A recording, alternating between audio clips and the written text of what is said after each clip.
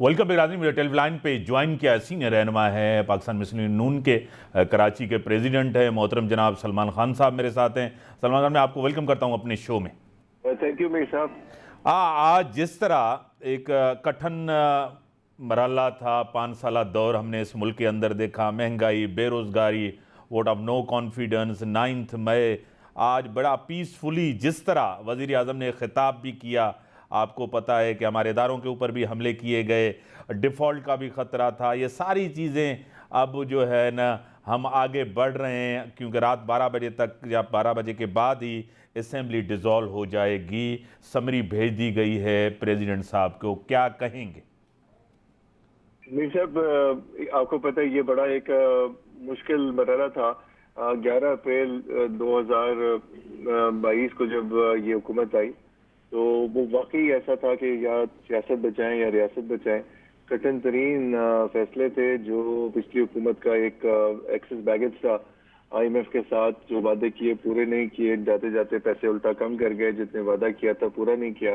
वो बैगेज तो आया, लेकिन मैं समझता हूँ जिस बहादुरी से मियां मोहम्मद शहबाज शरीफ ने और पूरी PMLN की क़यादत ने कठिन फैसले किए, ये जानते बूझते कि इसका खमियाजा उनको आने वाले इलेक्शन में इसका सामना करना पड़ेगा।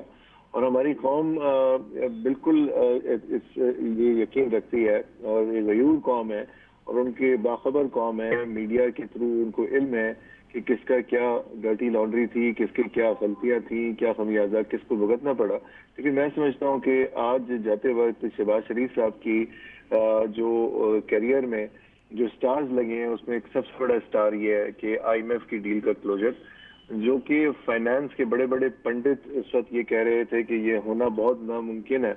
बल्कि यहाँ तक कहा गया कि ये शायद इसलिए नहीं हो रहा कि इंटरनेशनल पॉलिटिक्स है और हम क्योंकि शायद चाइना और रशिया के ब्लॉक में अपने अपना अमेरिका का ब्लॉक छोड़ के शायद ब्लॉक चेंज किया है, तो ये शायद इम्पॉसिबल हो जाए और ये हो ही ना। लेकिन मैं समझता हूँ कि जिस तरह से शहबाज शरीफ साहब ने डिप्लोमेसी की और उन्होंने जाके इसको क्लोजर किया, अपने एक पर्सनल लीडर का भी एक कैरिज्मा होता है जो यूज करते हुए उन्होंने जिस तरह से क्लोजर कराया, मैं समझता हूँ एक ये बहुत बड़ा क्रेडिट है जो उनको जाता है। साथ साथ जिस तरह से एक तिहाई मुल्क बह गया हमारा सैलाब में, बदतरीन सैलाब का सामना हुआ 2010 के बाद, सबसे खतरनाक फ्लड था। उसके बाद जिस तरह से कैंपेनिंग की उन्होंने और दुनिया को ये आज इस बात को बार-बार कराया कि पाकिस्तान जिसका कार्बन फुटप्रिंट 1% से भी कम है, लेकिन वो पूरी दुनिया के कार्बन फुटप्रिंट का जो क्लाइमेटिकल इम्पैक्ट है उससे ज्यादा हिट हुआ है। जितने ज्यादा ग्लेशियर्स हमारे यहाँ हैं उसका इम्पैक्ट उतना ही ज्यादा है। मैं समझता हूँ दुनिया आज इस एटलीस्ट एक रियलाइजेशन पे तो आ गई है कि पाकिस्तान जो इस वक्त इम्पैक्ट फेस कर रहा है वो इस पूरी दुनिया की एमिशंस का है। उसमें जो तरक्की याफ्ता ममालिक है उनकी कंट्रीब्यूशन उस माहौल को खराब करने में ज्यादा है, लेकिन उसका नुकसान सबसे ज्यादा पाकिस्तान को हो रहा है।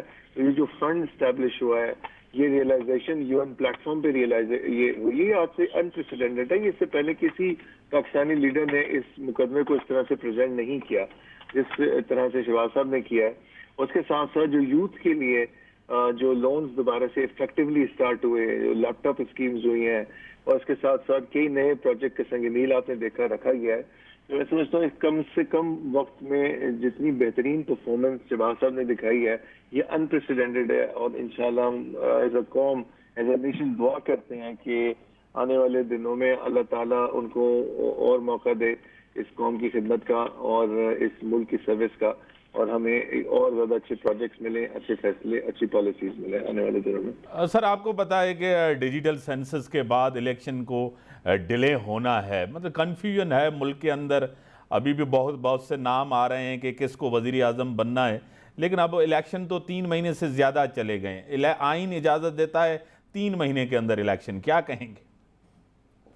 देखिए मेरे साहब, हम तो जब आज 12 बजे के बाद हम तो कैंपेन शुरू कर देंगे और एज अ पॉलिटिकल पार्टी हमारी तो ख्वाहिश होगी जितने जल्दी ये मोमेंटम जो एक अच्छा सा बना हुआ है परफॉर्मेंस का, जितना टाइम गुजरेगा इसको जस्टिफाई या इसको दोबारा पिच करना उतना ही डिफिकल्ट होता है, जैसे आपको इल्म है।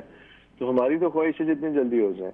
लेकिन ये बात भी सही है कि जब सेंसस हुआ है तो उसको अगर इग्नोर करके इलेक्शन कराया जाएगा तो मैं समझता हूँ कि ये जो ऑलरेडी इस डिले की वजह से जो ये हुआ है ऑलरेडी सफ़र किया है। जैसे कराची है तो कराची की मुझे नज़र आ रहा है कि कम से कम 2 सीटें बढ़ेंगी। इसी तरह ये इसके जो बेनिफिशरीज हैं वो ज़्यादातर छोटे सूबे होंगे और उनकी जो आप समझ लें प्रेजेंस है नेशनल असेंबली में, उनकी तादाद बढ़ेगी, उनके मसाइल को एक्सप्लेन करने वाले वो बढ़ेंगे। तो I think it is in the long run it is beneficial.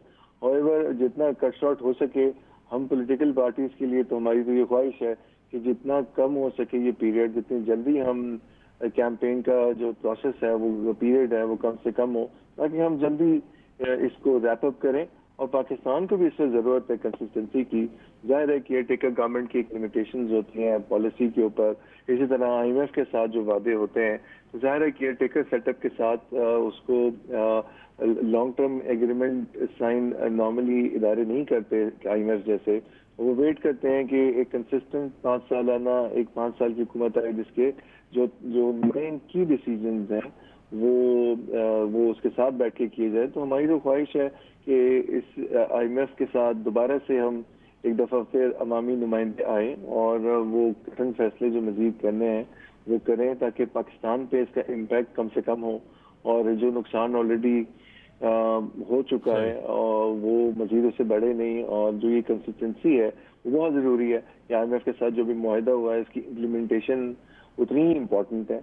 और जाहिर है वो जो कठिन फैसले होते हैं वो एक सियासी लीडरशिप ही कर सकती है। केयर टेकर जो कि चंद महीने के लिए आता है वो न तो वो उसका वजन उठा सकता है और ना उस बहादुरी से फैसले कर सकता है। पॉलिटिकल पार्टीज की जो एज होती है वो ज़्यादा लंबी होती है, उनकी लेगेसी तवील होती है, तो वो अगर कोई पॉलिटिकल कोई खमियाजा भुगतना भी पड़ता है तो उनकी पिछली परफॉर्मेंस और आने वाले दिनों में परफॉर्मेंस में उनके पास लेवरेज होता है कि उस चीज़ को कवर कर सकें। मैं समझता हूँ जिन कठिन फैसलों की पाकिस्तान को इस वक्त ज़रूरत है उससे स्पेसिफिक सियासी जमात ही ले सकती है, केयर टेकर सेटअप नहीं ले सकता। और उम्मीद करता हूँ कि जितना जल्दी इलेक्शन हो सके। बड़ी मेहरबानी आपने टाइम देना। अल्लाह हाफ़िज़।